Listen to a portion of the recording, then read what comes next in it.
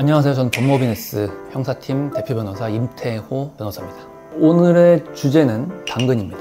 오늘의 주제는 사실 그냥 잡담인데 이제 이야기를 하다 보니까 주제가 정해졌죠. 나의 욕망을 찾아 나가야 행복해진다.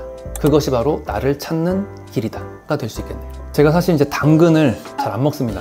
당근을 좋아하지 않고 당근은 이제 싫어하는데, 계기는 제가 초등학교 6학년 때 카레를 먹는데 그 카레가 약간 쉰 카레였어요. 쉰 카레인데 당근이 더 씌어 있었던 것 같아요. 아무튼 대략 그런 느낌에 당근에 대해서 정말 너무 맛없게 먹은 그런 기억 때문일 걸로 추측을 하는데, 사실 이제 그 전부터 당근을 그다지 좋아하지 않았는데 그게 이제 트리거가 돼가지고 그래서 당근을 안 먹게 되지 않았을까, 그렇게 추측을 해봅니다. 나는 왜 당근을 싫어할까 라는 거에 대해서 깊이 생각해 본 적은 없어요. 그러나 이제 깊이 생각할 가치도 없다고 생각을 합니다. 왜냐면 내가 싫어하고 내가 싫어하는 것을 왜 싫어하는가 라는 거에 집중을 하기보다는 내가 뭘 좋아하고 내가 뭘 하고 싶고 그런 쪽에 생각을 집중하는 게 좀 더 생산적이고 절 위한 생각인 것 같아요. 내 취향이, 그리고 내가 좋아하는 게, 나의 욕망이 무엇인가 라는 것을 좀 정확하고 구체적으로 아는 것. 밥 먹을 때도 뭐 아무거나 먹자 라고 하기보다는 좀 이런 음식을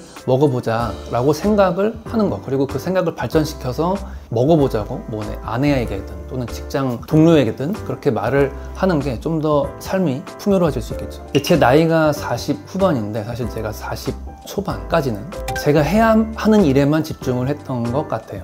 뭘 이뤄야 하는가, 그걸 이루기 위해서는 어떻게 해야 하는가, 또 어떤 순서대로 해야 하는가, 됐다면 그 다음에는 또 뭘 해야 되는가, 반면 내가 뭘 좋아하는가, 뭘 싫어하는가 라는 내 욕망에 대한 관심은 좀 너무 적었던 것 같아요. 사실 이제 그 부분은 나는 누구인가, 나는 어떤 사람인가에 대한 고민도 매우 부족하고 적었다라는 것을 의미하는 것 같죠. 만약 이제 그 시기에 너는 어떤 사람이니? 라고 저한테 물어본다면 사실 마땅히 대답할 말도 거의 없었던 것 같습니다. 제가 이제 40 후반이 되어서 이제 한 50을 바라보면서 드는 생각은 내 욕망이 곧 나의 정체성이다 라는 생각을 하게 됩니다. 어떤 음식, 어떤 옷, 어떤 집, 어떤 사람, 어떤 생각을 좋아하고 추구할 것인가, 그 의지가 저의 행동을 결정을 하겠죠. 그리고 제가 의지를 바탕으로 했던 수많은 행동들이 바로 저의 정체성이 될 수 있겠죠. 이걸 찾아 나가고 많이 찾으면 찾을수록 제 삶은 이제 행복을 추구하는 삶이라고 볼 수 있지 않을까 생각합니다. 결국 내 욕망을 이루기 위해 할 일이 무엇인지,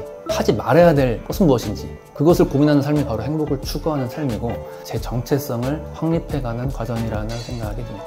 제가 좋아하는 작가님이 쓰신 책 중에서 이제 어떻게 살 것인가 라는 책이 있습니다. 그 책에서 인간의 행복은 일하고 사랑하고 노는 것에 있다 라고 나옵니다. 저는 그 말에 매우 동의를 하는데, 그럼 근데 그 책을 읽고 스스로에게 던지는 질문은 내가 행복하려면 무슨 일을 어떻게 해야 하는가? 내가 행복하려면 어떻게, 누구와 사랑을 해야 하는가? 내가 행복하려면 누구와 무엇을 하면서 놀아야 하는가가 돼야겠죠. 이 중에서 단 하나의 답이라도 찾으신 분들은 사실 되게 부러운 분들입니다. 내가 당장 한 달에 여유 시간이 생겼는데 그 한 달 동안 누구랑 시간을 보낼지, 그 시간에 뭘 할지 도저히 생각이 안 나는 분들도 꽤 있을 거예요.